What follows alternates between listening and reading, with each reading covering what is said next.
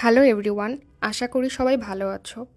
আজকে আলোচনা করব টিথোনাসের বাংলা সামারি নিয়ে। টিথোনাস কবিতাটি লিখেছেন আলফ্রেড টেনিসন। এই কবিতায় দেখা যায় গ্রিক সূর্যদেবী অরোরা টিথোনাসের প্রেমে পড়েছেন এবং সূর্যদেবী যখন টিথোনাসকে প্রেম নিবেদন করলো, এই সুযোগে টিথোনাস দেবীর কাছে কিছু আবদার করে বসলো। সে আবদার করলো তাকে অমরত্ব দিতে হবে। সে বলল, আমি আপনার সাথে প্রেম করব। যেহেতু আমি আপনার ভালোবাসার মানুষ হিসেবে মনোনীত হয়েছি, সেহেতু আপনাকে ভালোবাসা দেব, কিন্তু আমাকে অমরত্ব দিতে হবে। কিন্তু দেবীর সাথে অনেক দিন কাটানোর পর সে খেয়াল করলো দেবী তার সাথে সম্পর্ক করার প্রথম থেকে যেমন ছিল এখনও ঠিক তেমনই আছে। অন্যদিকে টিথোনাস কেমন যেন বুড়িয়ে যাচ্ছে। এক পর্যায়ে সে অনেকটাই বৃদ্ধ হয়ে গিয়েছে। সে অমরত্ব লাভ করতে চেয়েছিল। সেই অমরত্ব লাভের উত্তেজনায় সে দেবীকে এটা বলতে ভুলে গিয়েছিল যে আমি যেন কখনো বুড়ো হয়ে না যাই, মানে আমার বয়সটা যেন স্থির থাকে, যেন যৌবনের মধ্যেই থাকে, এটা সে বলতে ভুলে যায়। এর ফলে তার জীবনটা অনেক দুর্বিষহ হয়ে পড়ে। সে দেখছে দেবী তার কাছে আসছে, প্রেম নিবেদন করছে, কিন্তু সে দেবীর মনোবাসনা পূর্ণ করার মতো অবস্থায় আর নেই। বৃদ্ধ হয়ে যাওয়ার কারণে তার শরীর অসাড় হয়ে যায়।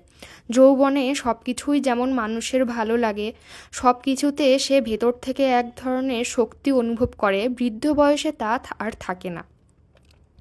টিথোনাস এই যে দুঃখ প্রকাশ করছে দেবীর কাছে যে আমি কেন বুড়ো হয়ে যাচ্ছি এবং আমার কেন মৃত্যু হচ্ছে না, তখন সে দেবীর কাছে তার মৃত্যু প্রার্থনা করে।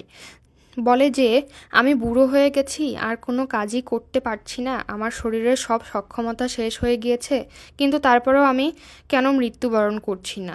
তারপর সে এটা অনুভব করে যে যারা মৃত্যুবরণ করছে তারাই বুঝি প্রকৃত সুখে আছে, এবং আমি মৃত্যুবরণ করছি না, আমার দুর্বিষহ দিনগুলো তাই শেষ হচ্ছে না। তখন সে দেবীর কাছে প্রার্থনা করে যে আমাকে মৃত্যু দিন। তারপর তাকে আরও বলতে শোনা যায় যে অরোরা, আমার এই গিফট লাগবে না, তুমি ফিরিয়ে নাও। কিন্তু অরোরা, সূর্যদেবী, সকালবেলা ওঠে এবং সন্ধ্যাবেলা চলে যায়।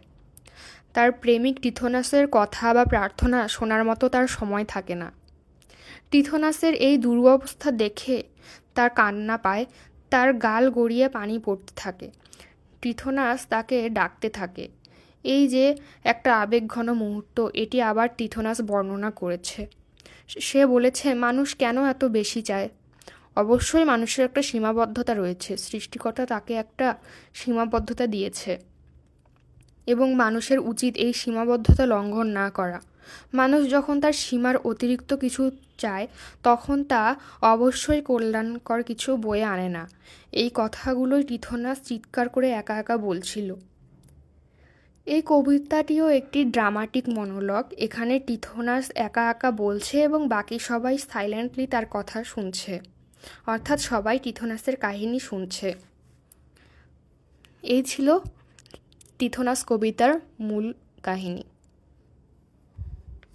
ধন্যবাদ সবাইকে।